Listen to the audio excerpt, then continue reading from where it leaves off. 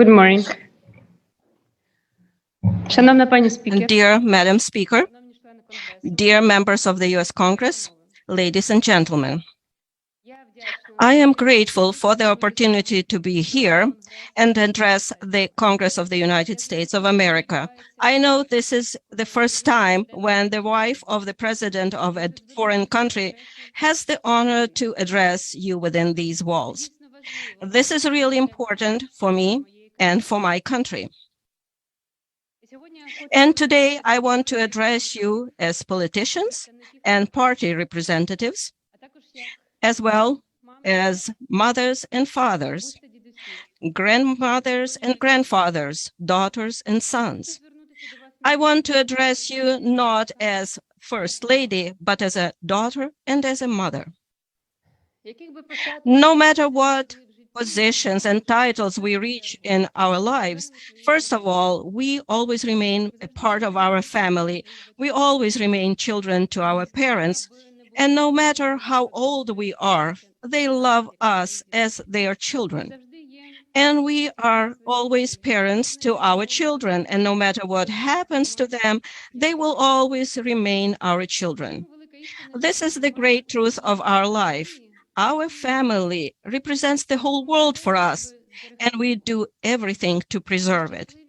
And we are happy when we succeed in it, and we cry when we cannot save it. And we remain completely broken when our world is destroyed by a war. Tens of thousands of such worlds have been destroyed in Ukraine. I am waiting for a picture to be demonstrated. This is Lisa. I met this girl before Christmas when we were preparing greetings of Christmas, Merry Christmas for children. I remember her just like she is here, a cheerful, playful little rascal. The other video was made by Lisa's mother, whose name is Irina, when she took her child to school, and she asked her, "Where are we going, sweetie?" The daughter calls the names of her favorite teacher. Lisa was only 4 years old. She is no longer with us. Here is the stroller of Lisa's. On July 14th, Lisa was killed by a Russian missile attack on our city of Vinnytsia in the center of Ukraine. 25 people were killed, almost 200 injured. Lisa's mother is in serious condition, and for several days, nobody dared to tell her that Lisa has died. This is where the words, "Where are we going?" have been ringing in my ears for 6 days, ever since it happened. Usually, the wives of presidents are exclusively engaged in peaceful affairs, education, human rights, equality, accessibility, and maybe you expected from me to speak on those topics. But how can I talk about them when an unprovoked invasive terrorist war is being waged against my country? Russia is destroying our people. Here is another rocket launch, and here is the city of Ochakiv in the south of Ukraine. The residential area was hit by a missile. This girl is Eva. She liked to draw pictures. She was only 5.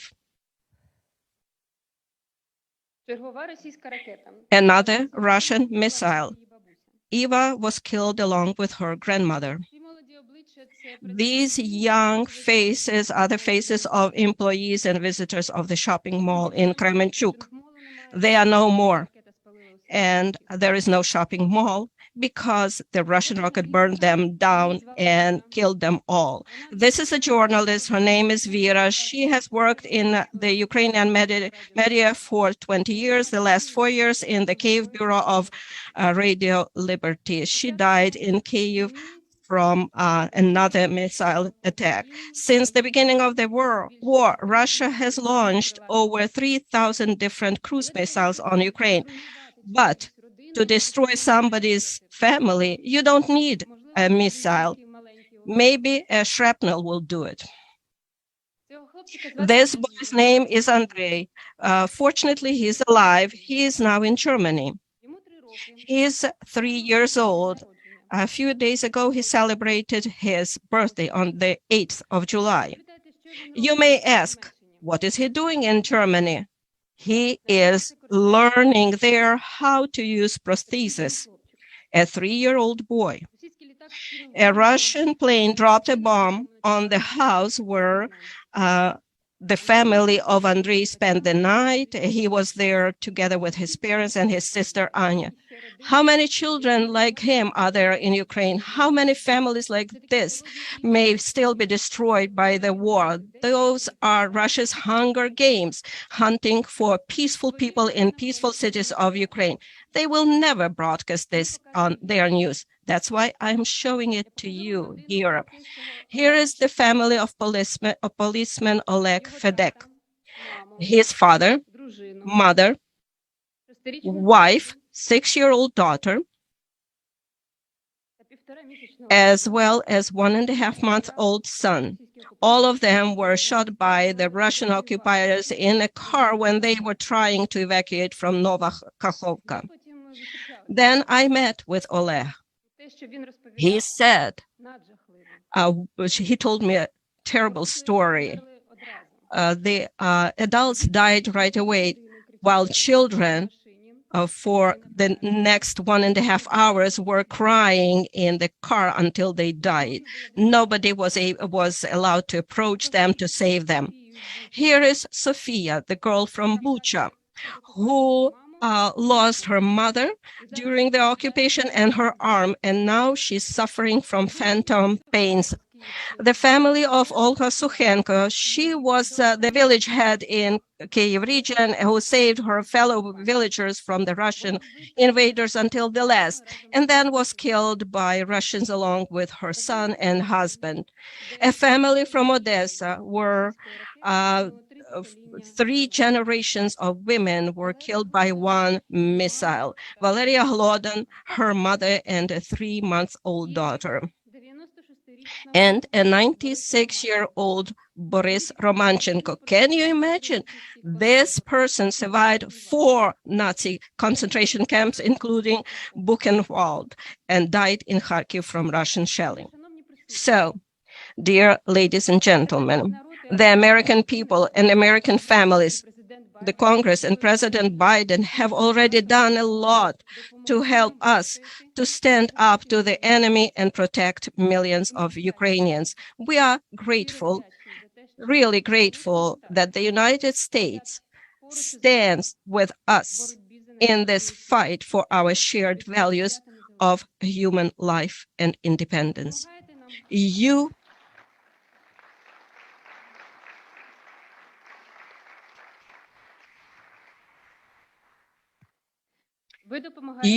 help us, and your help is very strong. While Russia kills, America saves.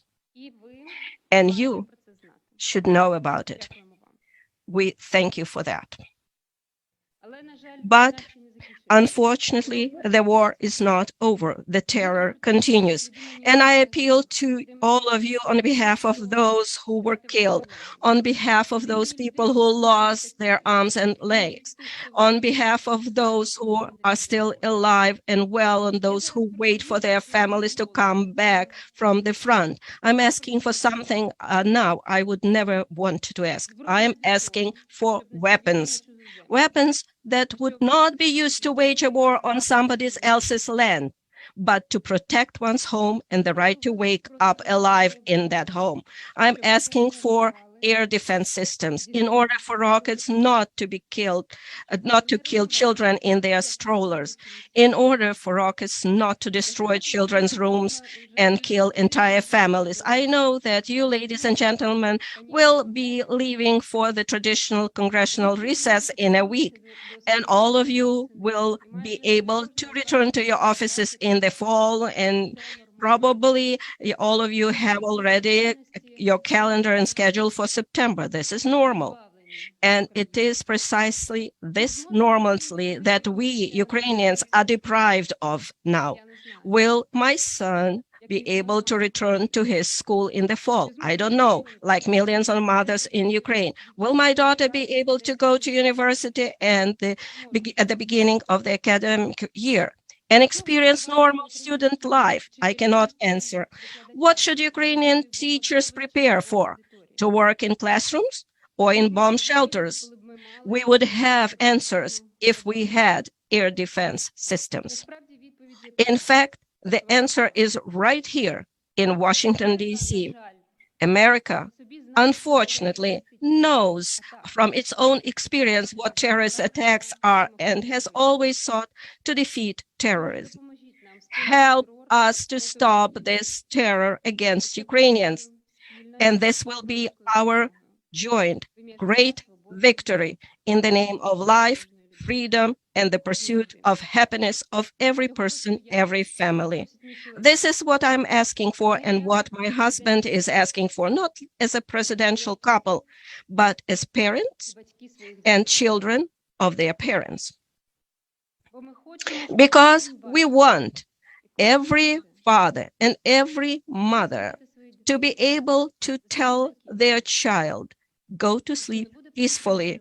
There will be no more airstrikes, no more missile strikes. Is this too much to wish for?